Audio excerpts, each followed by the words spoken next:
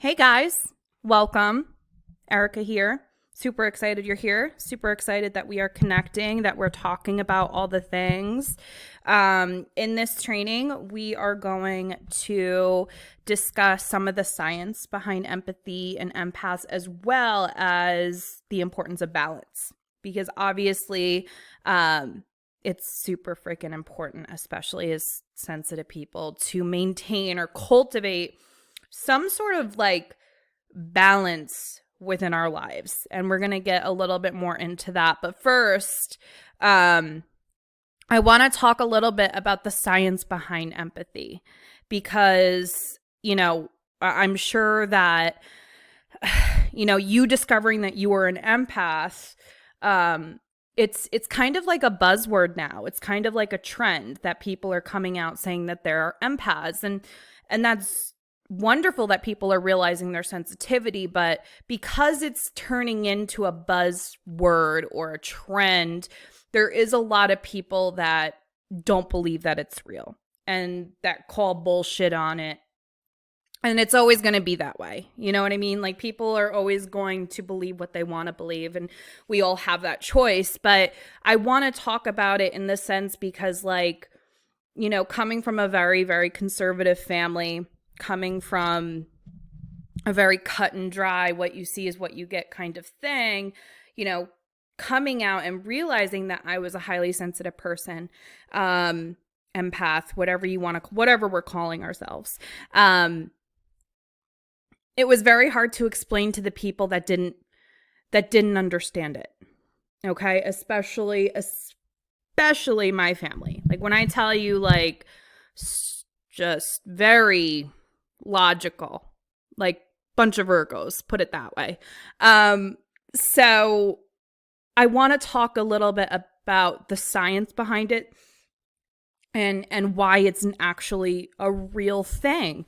And, if you're someone like me who comes from people that are just so logic based and don't really understand this, having this information can definitely help you kind of break it down for them. You know what I mean? Because as empaths, we're different. We're really different, and we require things that normal people don't. We require more time alone. We require time away from people in order to recharge. We require self-care. We require a little bit more maintenance.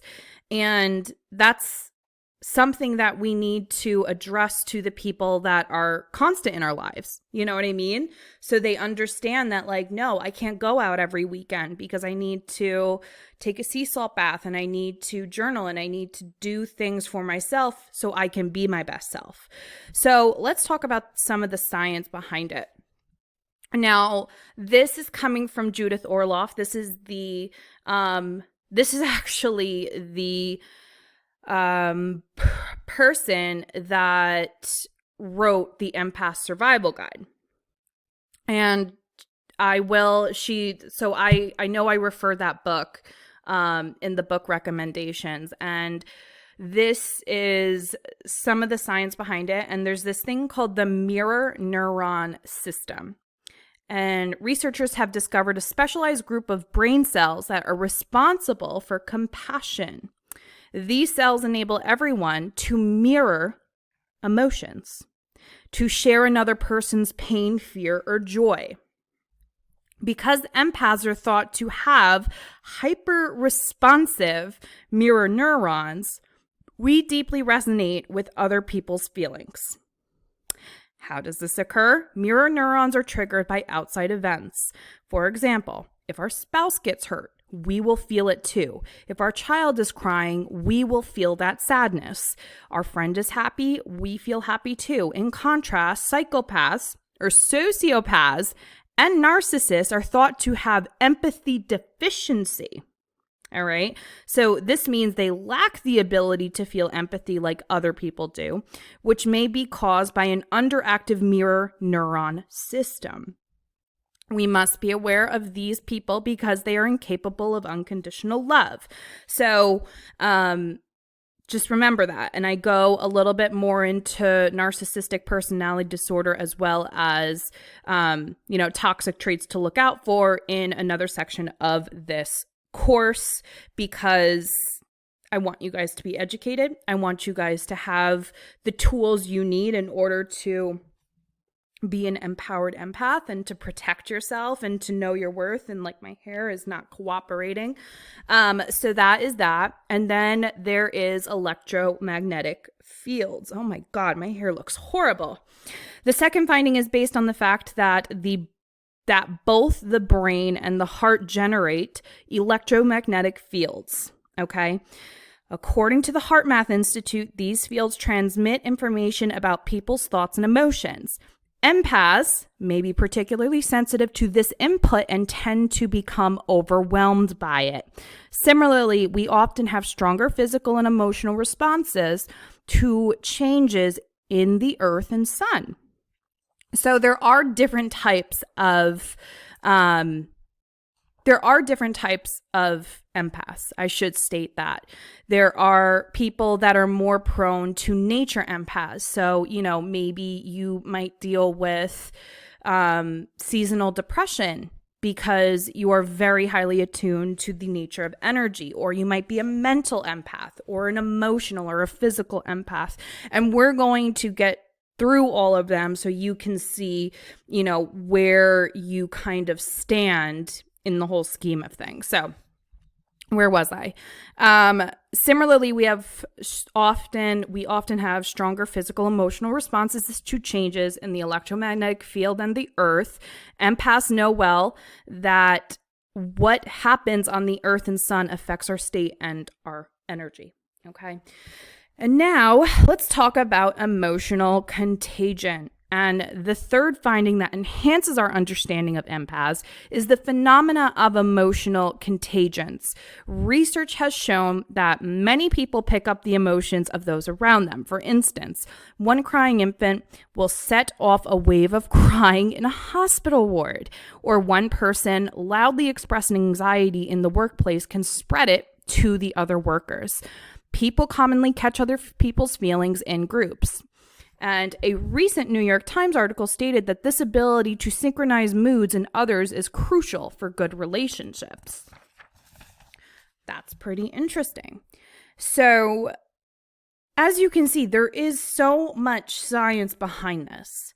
There is a lot of studies being done, and there's already been studies being done where this is proof that empaths exist and that you are one.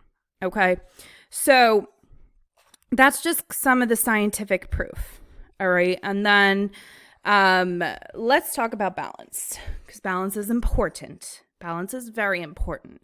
So with empaths, we are either, there's this thing that I learned from the Highly Sensitive Person book that's in the book references, book resources section,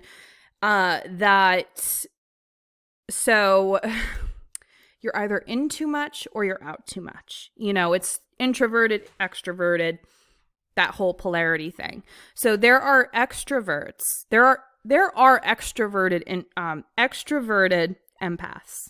I've met them, and this is the thing. Most empaths are introverted just because their natural way is to detach from people and to take a step back and to realize, like, whoa, this is too much for me. But there are extroverted empaths. I've met them. But when you are out too much, when you are putting your energy out too much, it can be very draining for us. Okay. So it's like a scale, like the seesaw. You know what I mean? We want to try to be as centered as possible, but sometimes, maybe it's graduation season and there's a ton of freaking parties that we have to go to, or it's wedding season and every weekend you have a different wedding. That's putting yourself outside of your comfort zone. So you are out too much during those times in your life. You know what I mean? You are conversing, you are drinking, you are around a lot of energy. That's considered out too much. Obviously, everything in balance is everything, when we make sure that we're doing everything in balance. That's the key to it. But then there's also empaths that are in too much. And what I mean by in too much is like they allow this sensitivity to control their life. They allow this sensitivity to really hinder their interactions and their daily engagements with others. And, you know, me being that way, I was that way for a very long time where I was severely introverted. I didn't want to go out. I didn't want to do anything. And it made me realize that like even the stuff that I wanted to do, I wasn't doing because I use the excuse like I'm too sensitive to this. And it's like, listen, and I'm going to say this. Our sensitivity should never, ever, ever be our excuse to not do something that we want to do. It should never be used in that way.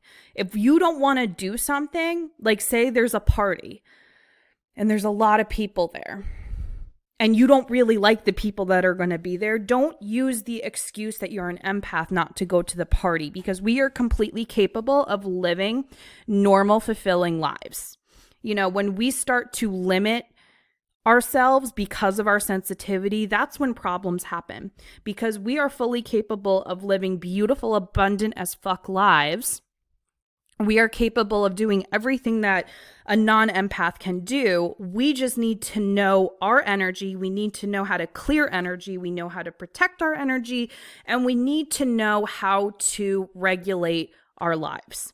Okay, so don't think that because you're an empath, you have to limit yourself to opportunities that you might really want to do.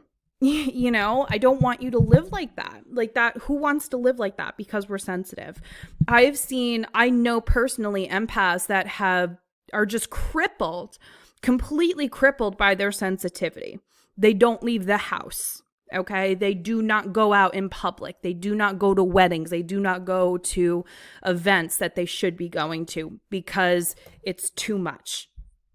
It should never be an excuse not to live your life. It should never be an excuse to not do the things that you want to do. Okay, we're sensitive. Learn how to deal with it. Learn how to clear your energy. Learn self-care, and you're fine.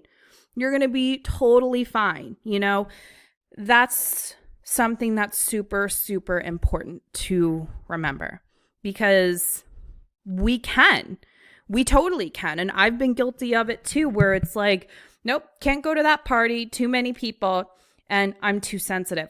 No, I actually just didn't want to go because the people were jackasses and they were condescending. So I didn't, you know what I mean? Like, just kind of own it up to it and just say no. And that's where boundaries come in. That's where our energetic minimums come in. That's why learning yourself, learning who you are, learning what you will take, what you will not take, learning how special you truly are is the key to all of this. You know what I mean? Is understanding your worth. And when it just comes down to it, I truly believe, like, if I can tell every empath on this planet, the key to really taking this sensitivity and turning it into your superpower is knowing just how worthy and knowing how worthy you are, and knowing your power. Taking your power back. And when you do this, that's what it's all about. You're always going to be sensitive. You're always going to feel freaking anxious when you walk into Walmart. You are always going to feel other people's emotions. And that's okay. Because now, since you are taking this course, you're going to have a shitload of tools that you're going to take for the rest of your life and give these tools to other empaths that you come across, because that's what they're here for. I want you guys to live really happily. I want you guys to be empowered. That's why it's the Empowered Empath course. I'm not going to tell you to not go and do the things. I'm not going to tell you to oh, you should be, staying home every weekend and doing seesaw baths and, doing. No, I'm going to tell you to live your fucking life. I'm going to tell you, hey, listen, if you do want to go out, if you do want to go to that party, if you do want to go to that club, if you do want to go to this event, protect yourself, grab some black tourmaline, take a sea salt bath when you get home, and do the damn thing. You know what I mean? You now have the tools that is going to allow you to live your best life. And that's what it's all about, guys. All right? So that's what I have to say about that. But yeah, let's talk about the importance of balance. You know what I mean? Like, we have to remember that even people that aren't sensitive like us get worn out. Okay? They get they become drowned in stress and worry and anxiety and just the go of life. And we have to remember that we get it much worse.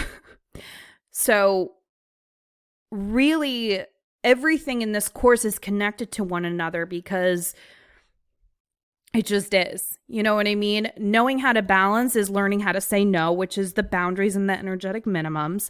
Learning when enough is enough with toxic people is, something important as well.